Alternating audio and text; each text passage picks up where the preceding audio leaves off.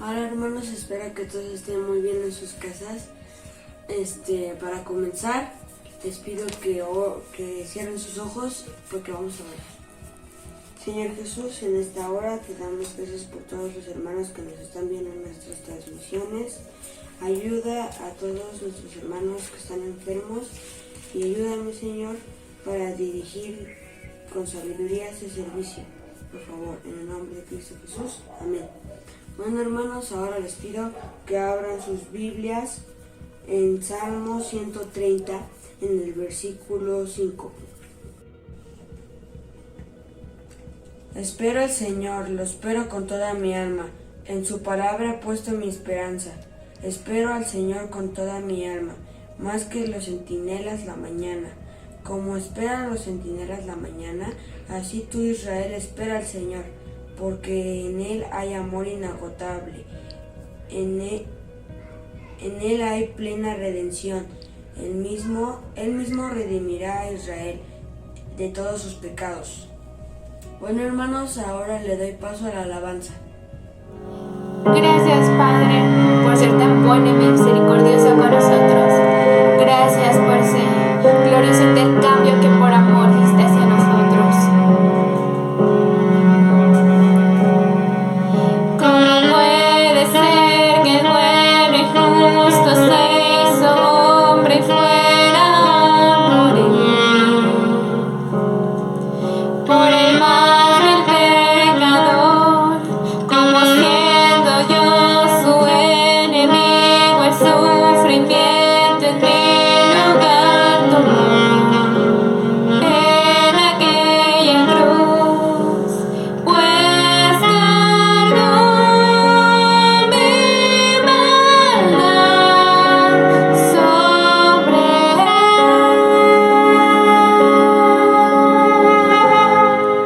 su rectitud por la fe mía.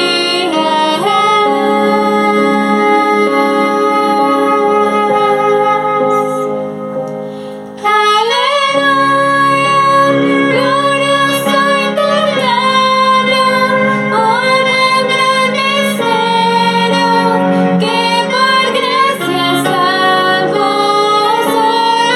Aleluya, glorioso Cristo, por su sacrificio, declarado justo soy.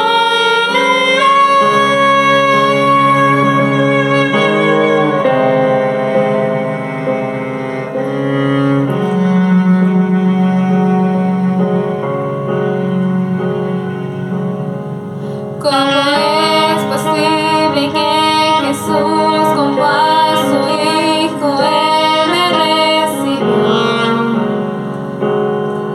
Y su nombre llevó, su perfecta vida de obediencia al Padre yo creer Él me otorgó y perdón me dio, pues cargó mi maldad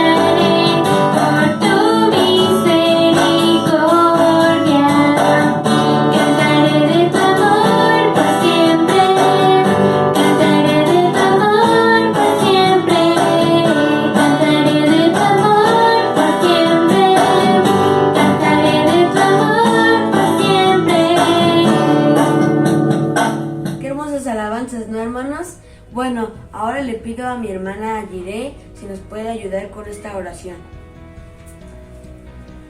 Buenas noches, hermanos. Espero que estén bien. Vamos a orar, por favor, cierren sus ojos. Bendito Padre Celestial, en esta hora te damos gracias por este día que nos has dado, Señor. Gracias por tan bueno que eres, Señor. Te quiero pedir por la iglesia, Señor, por los enfermos, por el pastor, Señor, porque sufrieron alguna pérdida. Por favor, te pido que cuide sus corazones. En el nombre de Cristo Jesús. Amén. Gracias, hermana. Ahora les pido nuevamente que abran sus Biblias en Hebreos 4, en el versículo 12. Ciertamente la palabra de Dios es viva y poderosa y más cortante que cualquier espada de dos filos. Penetra hasta lo más profundo del alma y del espíritu, hasta la médula de los huesos, y juzga los pensamientos y las intenciones del corazón. Bueno, hermanos, ahora les doy paso a un breve video y posteriormente a la predicación. Las palabras de Jesús, tú serás mi testigo, tuvieron un gran significado para aquellos que defendieron la Biblia en inglés. Es difícil de imaginar, pero a comienzos del siglo IV, tener una Biblia en inglés en Inglaterra era ilegal. William Tyndale se dispuso a corregir esta injusticia imprimiendo partes de la traducción de su Biblia en inglés del texto griego e introduciéndolas de contrabando a Inglaterra y Escocia. Finalmente fue capturado y condenado a muerte. En vez de ser quemado vivo, fue sentenciado a muerte por estrangulación, una cortesía dada a los hombres educados como Tyndale. En 1536, a la edad de 42, William Tyndale, el testigo, se convirtió en William Tyndale, el mártir. Sin arrepentirse, la petición final de Tyndale fue que el rey de Inglaterra permitiera que Gran Bretaña tuviera una Biblia en inglés. Involúcrate con la Biblia, un libro de libros. Hermanos, es un gusto poder estar con ustedes el día de hoy. Y antes de comenzar esta pequeña reflexión, me gustaría que nos uniéramos en oración. Así es que te voy a pedir que en el lugar en donde tú estés, tomes este tiempo especial para orar y hablar con nuestro Dios. Padre Santo y bueno, en esta noche te damos muchas gracias, Dios, porque eres muy bueno, porque nos permites aprender más acerca de tu palabra, Señor. Gracias, amado Dios, porque tienes misericordia de nosotros y aunque no podemos vernos de manera presencial, sí lo podemos hacer de una forma virtual, Padre Santo. Te pido por cada uno de mis hermanos que se está tomando este tiempo para ver este servicio, para leer tu palabra, para alabarte, Señor, para aprender más acerca de ti. Te doy muchas gracias por sus vidas, Dios bendito. Te pido, amado Dios, que seas tú con cada uno de ellos, en sus hogares, con sus familias, bendito Dios, y te doy gracias porque tu palabra dice que no vuelve a ti vacía, sino que hace para lo que tú la has enviado. Así es que te suplico, amado Dios, que tengas misericordia de tu sierva, que le permitas solamente hablar lo que tú quieres, lo que tú has dispuesto para tu iglesia el día de hoy, Señor. Muchas gracias por este privilegio, bendito Dios. Ayúdame y bendice a cada uno de mis hermanos. Todo esto te lo suplicamos en el nombre que es sobre todo nombre, en el nombre de tu amado Hijo Jesucristo. Amén. Muy bien, hermanitos, pues me gustaría que tomáramos este tiempo para reflexionar. Ya vienen fechas muy importantes, ¿verdad? La Navidad, fechas muy importantes para nuestra fe. Ese nacimiento tan importante que ha marcado la historia. A través de él hay un antes y un después de Cristo, ¿verdad? Este tiempo de organización, de espera, para celebrar juntos el nacimiento de Jesús, se le conoce como Adviento, que es, como les comentaba, es la preparación espiritual para la celebración del nacimiento de nuestro Salvador, del nacimiento de Cristo. Hermanos, estamos en este tiempo de preparación espiritual y me gustaría comentarle dos temas centrales que tiene el Adviento.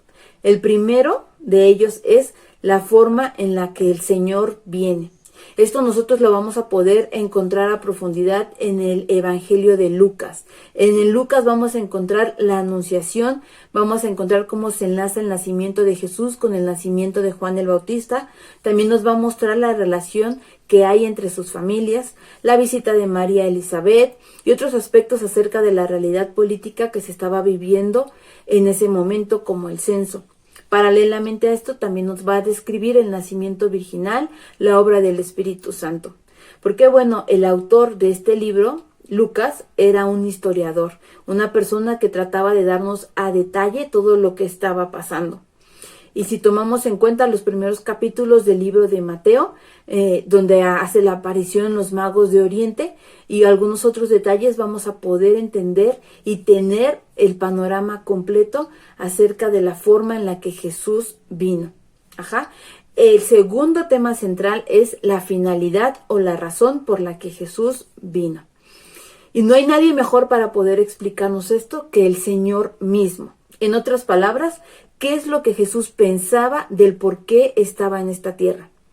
Y para que me entiendan mejor acerca de lo que quiero decir con este punto, me gustaría darles un par de ejemplos.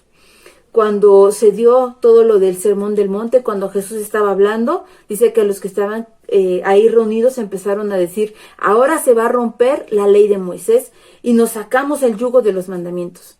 Entonces Jesús se acerca y aclara en ese momento: no penséis que he venido para abrogar la ley o los profetas. No he venido para abrogar, sino a cumplir. Jesús mismo hablando del por qué había venido a esta tierra. Otros de los ejemplos que podemos ver es cuando Jesús se sentaba con los publicanos, ¿verdad? Los religiosos comenzaban a protestar, pero ¿qué es lo que él decía? No he venido a llamar justos, sino a pecadores. En otra ocasión con Zaqueo, él va y le dice: porque el Hijo del Hombre vino a buscar y a salvar lo que se había perdido.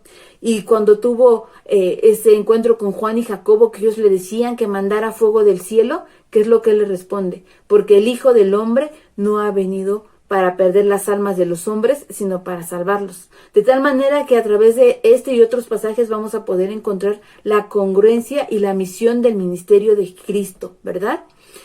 Y creo que hay un ejemplo muy claro que podemos tomar también, que es cuando Jesús va a Nazaret. Jesús ya se había hecho de cierto prestigio, de cierta fama, ¿verdad? Y dice que él regresa a Nazaret y todos los de ese lugar estaban a la expectativa, esperando a ver qué milagros tan grandes iba a hacer Jesús. Y dice que él va y toma otro camino. Él no se va por hacer milagros muy espectaculares o muy grandes, no. Si nosotros vamos al libro de Lucas, capítulo 4, versos 16 al 19, dice: vino a Nazaret, donde se había criado, y en el día de reposo entró en la sinagoga, conforme a su costumbre, y se levantó a leer. Y se le dio el libro del profeta Isaías, y habiendo abierto el libro, halló el lugar donde estaba escrito: el Espíritu del Señor está sobre mí, por cuanto me ha ungido para dar buenas nuevas a los pobres, me ha enviado a sanar a los quebrantados de corazón, a pregonar libertad a los cautivos y vista a los ciegos, a predicar el año agradable del Señor. Y enrollando el libro, lo dio al ministro, y se sentó, y los ojos de todos en la sinagoga estaban fijos en él, y comenzó a decirles: hoy se ha cumplido esta escritura delante de vosotros. Hermanos, Jesús podía hablar con su propia autoridad como lo había hecho anteriormente, ¿verdad? Que decía: yo he venido para esto, yo he venido para esto. Pero en ese momento tan especial en el que se encontraba en el centro de instrucción espiritual, que era la sinagoga, esa sinagoga en donde él había crecido, él no habla por sí mismo, sino él va y dice que abre el libro de la ley, ¿verdad? Abra la palabra y coloca el cimiento. Es como si él dijera: esto que está escrito aquí es lo que yo he venido a hacer. Cuando llega el tiempo de Adviento, hermanos, muchas veces pueden comenzar a bombardearnos a través de películas, de programas de Navidad y decirnos qué es la Navidad. Pero la mayoría de ellos son situaciones que están desvirtuando lo que es realmente la Navidad, hermanos. Pero para que nosotros podamos tener el entendimiento de lo que es y lo que no es, tenemos que tener el conocimiento de la Biblia. Jesús abre la palabra en ese momento, como diciéndoles: ¿quieren saber qué hago aquí? Bueno, pues aquí está escrito. Hermanos, es importante que nosotros nos tomemos el tiempo para leer su palabra. Si esas personas que estaban con Jesús en ese momento hubieran leído la palabra, quizá ellos pudieran tener el entendimiento de quién era Él realmente, ¿verdad? Él ¿qué hizo? Abrió el libro. Nosotros necesitamos leer, nosotros necesitamos conocer para que podamos tener la certeza de quién es Jesús y por qué vino a este mundo, hermanos. La Biblia en ella vamos a hallar todas las respuestas, hermanos, todas las respuestas a nuestras dudas. Pero para que eso pueda suceder, nosotros tenemos que primero leerla, abrirla. En el libro de Lucas vamos a poder encontrar una gran cantidad de información acerca del clima político y social que se estaba viviendo en ese momento, como les comentaba anteriormente. Podemos ver que en las películas o en la información que aparentemente se nos da o se mueve es que era una noche de paz, de alegría, de tranquilidad, pero la realidad que se estaba viviendo en Belén era otra, hermanos. Se estaba viviendo un censo, ¿verdad? Que estaba comandado por Quirino, que era un gobernador romano, que era conocido por ser represor hacia el pueblo. Y dice que estaba reuniendo a toda la gente para censarlo y en base a eso subirle los impuestos. Entonces era como que muy lógico el pensar que las personas estaban enojadas de por qué había esa deshumanización para con María y con José. La gente estaba enojada. Pero para que nosotros podamos entender mejor la historia, tenemos que tener ahora sí que el panorama completo, hermanos. En los primeros siglos de la iglesia no había las Biblias como la tenemos ahorita, ¿verdad? Las Biblias únicamente eran a través de manuscritos. Y dice que eso era demasiado caro y que en las iglesias pues no se tenía la sustentabilidad para poder proveer los libros. Entonces lo que se hacía es que había una sola Biblia por toda la iglesia. Y es cuando se empiezan a organizar todos para crear los calendarios litúrgicos, que era darle un seguimiento a la palabra para que a lo largo de cierto tiempo se pudiera leer completa y todos la pudieran entender. Otro de los métodos que ocuparon era la lectura pública de la Biblia, donde consistía en que las personas se reunían ahora sí que en lugares públicos todos los días y leían 3 porciones de la palabra, un capítulo del Antiguo Testamento, uno de los Evangelios y uno de las Epístolas, para que a lo largo de 3 años ellos pudieran tener la lectura o el conocimiento de la Biblia completa. Eran cristianos que buscaban realmente entender y conocer la palabra de Dios, hermanos. Y en la actualidad, ¿qué estamos haciendo? Nosotros tenemos la Biblia electrónica en cualquier lugar o en cualquier momento, así como se pueden tomar el tiempo para ver el Facebook o el WhatsApp. Así mismo lo pueden hacer con la Biblia. Y ahorita podemos pensar, bueno, ya no son los tiempos de antes, ya todo es más tranquilo, ya hay mucho más aceptación acerca del cristianismo. Pues me gustaría leerles el último informe de la Lista Mundial de Persecución del año 2021, y este reporte fue publicado por la institución de Puertas Abiertas, es una institución americana, y dice que cada día 13 cristianos son asesinados en todo el mundo a causa de su fe. Cada día 12 iglesias o edificios de cristianos son atacados. Cada día cristianos son arrestados, encarcelados injustamente, 12, mientras que otros 5 son secuestrados.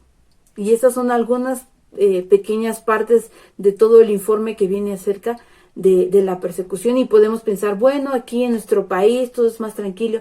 Pues dice que de los 50 países que están rankeados como los países más peligrosos para ejercer la fe cristiana, México ha subido al lugar número 37. En un solo año subió 15 puntos, del lugar 52 al 37. ¿Debido a qué? Al aumento de la violencia y de la discriminación contra los cristianos por parte de los traficantes de drogas, las bandas y las comunidades indígenas, hermanos. Dice que, según las encuestas, más de 5,000 personas mueren a causa del Evangelio. ¿Y nosotros qué estamos haciendo, hermanos? Jesús dijo que Él ha venido por los pobres, que ha venido a sanar a los quebrantados de corazón, a pregonar libertad a los cautivos, a dar libertad a quienes fueron, a quienes están en opresión, ¿verdad? Esa verdadera libertad que solamente Él puede dar, esa libertad por encima de todo. Sin embargo, nosotros no nos tomamos ese tiempo y ese privilegio para leer su palabra y más aún para compartirla con los demás.